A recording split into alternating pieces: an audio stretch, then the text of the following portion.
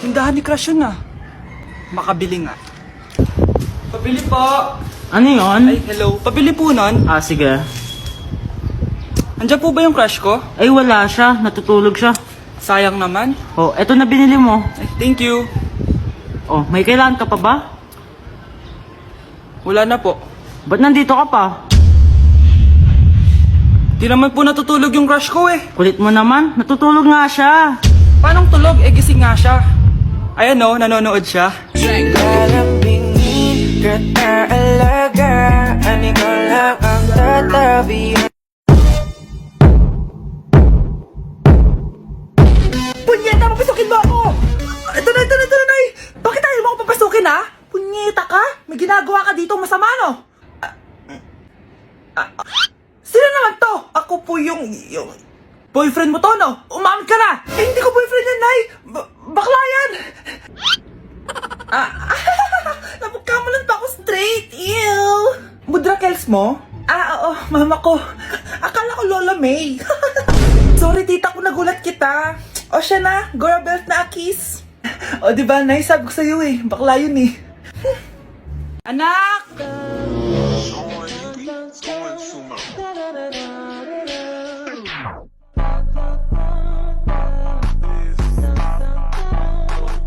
Ang galing natin, anak! Ano ba yan, Nay? Sinira mo yung TikTok ko. Aba, buti nga sumasali pa ako sa TikTok mo. Ang galing ko kaya. Uulitin ko na lang, huwag ka nasasali ah. Subukan mo wag i-post yan. Di ka nga marunong magganto eh.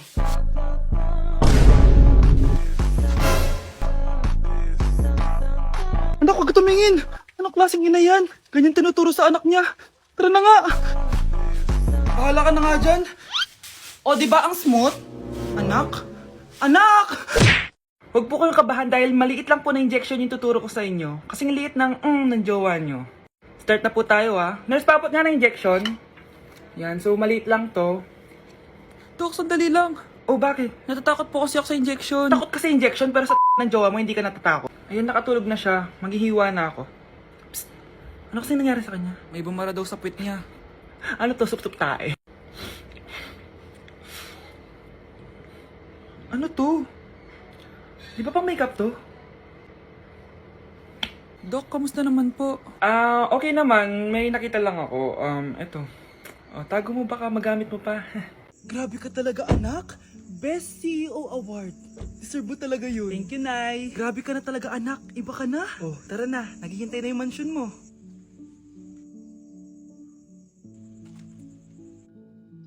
Hoy, ikaw. Wala ka mararating sa buhay. Alam mo kung bakit? Kasi mahirap lang pamilya mo. Ang malas mo naman, pinanganak ka mahirap. Akala mo ba makakaahon kayo sa kahirapan sa pag-aaral mo? Sa panaginip mo. Kaya kung ako sa'yo, mag-drop ka na. Kasi wala ka naman mararating.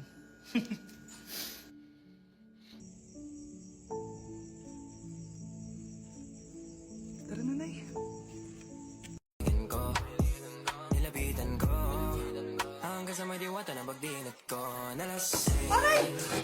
Disturb. Di ako yun ah. Wala na nga akong kapartner. Mambabato pa kayo. Hi. Ako, pwede mo ako maging partner. Tony? Totoo ba to? Matagal ko na siyang crush. Tumabi ka nga sa banta. Panira ka sa view. Hi, Jessica! Hi. TikTok tayo, Jessica. Ako yung partner mo. Ako? Sure, sige.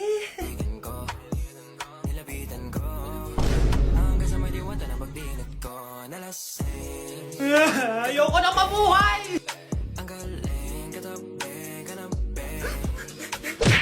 Ayun na, bilisan mo! Hala, dugo ba yung pinampunas niya sa mukha niya? Anak, tignan mo to, oh! Ano yun, Nay?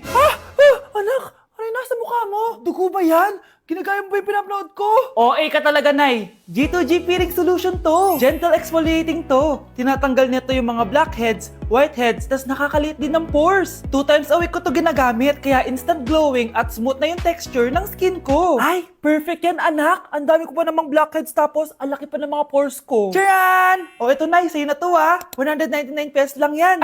Thank you, anak, ha. Huwag mo na ulit ako gugulatin ng ganun, ha. OA ka lang talaga, Nay. Na-like ng kifi ko. Anak, anong ibig sabihin ng kifi? Galing naman nito. Anak, ano ginagawa mo? Nay, nagla-like po ako ako ng mga post sa TikTok. Nagla-like. Eh, bakit mo binababa? Ito na po kasi uso ngayon na yung magla-like ka gamit yung kifi mo. Alam mo, may mga bata ngayon na malalaman nyo sa TikTok. TikTok pa. Ayan, mga nakukuha nyo. Ang KJ mo naman, Nay. Try mo kaya. Ay, naku, Scarlett. Huwag mo kini-influensya sa mga ganyan mo, ha? Oo nga. Ang sarap sa feeling. O, diba? Like. Na-like ng kifi ko. Nak, okay ka lang? Pagod na ako mag-aral, Nay. Sige anak, pahinga ka muna ha. Ay! Yung niluluto ko!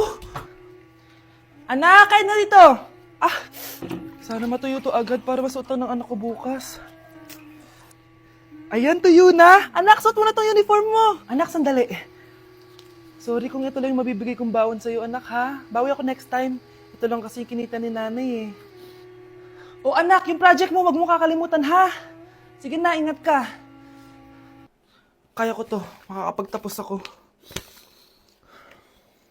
Okay class, let's start.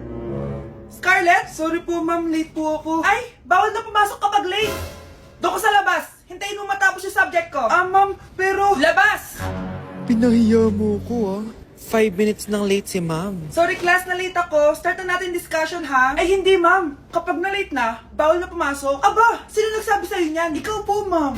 Kapag kami nalilate, bawal, hindi na papapasukin. Pero kapag kayo, pwede, okay lang. Ang unfair. Classmates, mag-party tayo dahil hindi na magtuturo si ma'am. Scarlett! Scarlett! Ano, may sasabihin ka ba? Wala po ma'am. Buti po nakadating pa rin po kayo kahit na late. Okay class, let's start. Nay! Nakipag-break na po sa akin yung jowa ko! Disturb! Alam mo nang manloloko yung jowa mo, sige ka pa rin na sige. Ikalma mo yung ko ah. Nagmamahal lang naman po ako, Nay eh! Kung yayaman tayo sa pagmamahal mo, go! Magpakatanga ka! Grabe naman po kayo, Nay!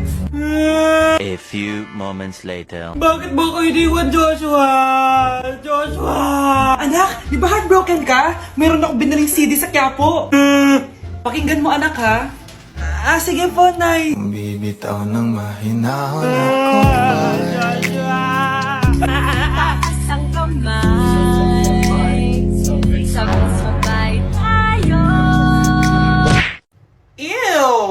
Tingnan mo nga itsura mo. Hindi ka bagay sa school na to. Wala akong oras makipag-away sa Cheska. Talaga? Eh di bibigyan kita ng oras. Hoy, babae ka! Subukan mo saktan ng basic ko. Makakatikim ka sa akin. Look who's here. Ang BFF niyang squatter. Anong sabi mo? Aray! Huwag mo akong angasan, be. Baka gusto mo mabura yung mukha mo. Hoy, Patricia, tama na yan. Awayin mo pa tong basic ko, hindi lang yung matitikman mo sa akin. Walang iya kayo? Ipapa-guidance ko kayo. Lagot kayo sa tatay ko. Go lang, be. Papuntahin mo dito yung tatay mong korap. Pag-meet and greet kami. Hindi pa ako tapos sa inyo. Ay, banatera ka talaga, bes. Alam mo yan, bes. Hala, iba na section ko. Saan yung section 1? Ba't napunta ako dito? Ito na ba yung section 1? Good afternoon, everyone, especially to all of the panelists, advisors, and especially to our co-researchers who attend this virtual conversation. So, good afternoon, everyone. Namamatay ng dahil sa iyo, ma'am.